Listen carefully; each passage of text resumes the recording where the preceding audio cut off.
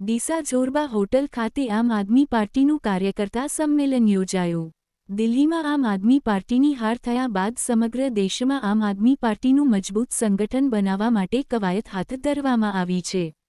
ત્યારે ગુજરાતમાં પણ આમ આદમી પાર્ટીના 5 ધારાસભ્યો સહિત તાલુકા પંચાયત અને નગરપાલિકામાં પણ સભ્યો ચૂંટાયેલ હોવા છતાં આમ આદમી પાર્ટીનું મજબૂત સંગઠન નથી, જેને લઈને આમ આદમી પાર્ટીના સંયોજક અરવિંદ કેજરીવાલ દ્વારા ગુજરાતમાં મજબૂત સંગઠન બનાવવા માટે ગુજરાત પ્રદેશ પ્રભારી સહિત સહપ્રભારીની નિમણૂક કરાઈ।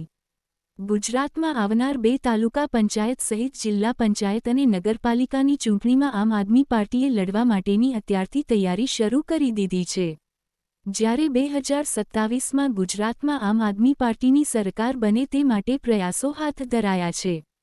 ત્યારે આજે ડીસા આખોલ 4 રસ્તા પર આવેલ જોરબા હોટલ ખાતે સહપ્રભારી દુર્ગેશ પાઠક સહિત ગુલાબસિંહ યાદવની ઉપસ્થિતિમાં આમ આદમી પાર્ટીનું જિલ્લા કાર્યકર્તા સંમેલન યોજાયું હતું, જેમાં કાર્યકારી પ્રદેશ પ્રમુખ ડોક્ટર રમેશભાઈ પટેલ સહિત મોટી સંખ્યામાં જિલ્લાભરમાંથી આમ આદમી પાર્ટીના હોદ્દેદારો અને કાર્યકર્તાઓ ખાસ ઉપસ્થિત રહ્યા હતા। આજે યોજાયેલા કાર્યકર્તા સંમેલનમાં દિલ્હીથી આવેલા સહપ્રભારી સચિવ દુર્ગેશ પાઠક સહિત ગુલાબસિંહ યાદવની ઉપસ્થિતિમાં કાર્યકર્તાઓને પડતી મુશ્કેલીઓને લઈને ચર્ચા વિચારણા કરવામાં આવી હતી અને આવનાર સમયમાં સંગઠનમાં ફેરફાર કરી બનાસકાંઠા જિલ્લામાં આમ આદમી પાર્ટીને મજબૂત સંગઠન આપવામાં આવે તેવી કાર્યકર્તાઓ દ્વારા માંગ કરવામાં આવી હતી।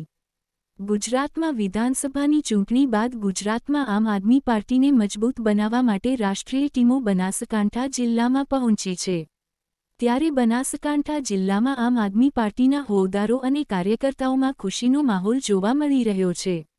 ત્યારે આમ આદમી પાર્ટીમાં ભેદભાવ ભૂલી એક જ લક્ષ્ય સાથે આગળ વધવા માટે કાર્યકર્તાએ અપીલ કરવામાં આવી હતી। Bureau report Ashok Thakor, Banaskantha. જય હિન્દ સાથીઓ, આજે બનાસકાંઠા જિલ્લામાં આમ આદમી પાર્ટી કાર્યકર્તાનું સંમેલન યોજવામાં આવ્યું। એમાં અમારા ગુજરાતના પ્રભારી શ્રી દુર્ગેશભાઈ પાઠકજી, ગુલાબસિંહજી અને બનાસકાંઠા જિલ્લાના સર્વ પદાધિકારીની હાજરીમાં આમ આદમી પાર્ટીનું સંગઠનનું નિર્માણનું કામ કઈ રીતે કરવાનું, આવનારી તાલુકા પંચાયત અને જિલ્લા પંચાયતની ચૂંટણીમાં સૌથી વધારે આમ આદમી પાર્ટીના ઉમેદવારો કઈ રીતે જીતે અને ગુજરાતમાં પડતા પ્રશ્નોનું નિરાકરણ કઈ રીતે આવે એનું બધી ચર્ચા કરવામાં આવી।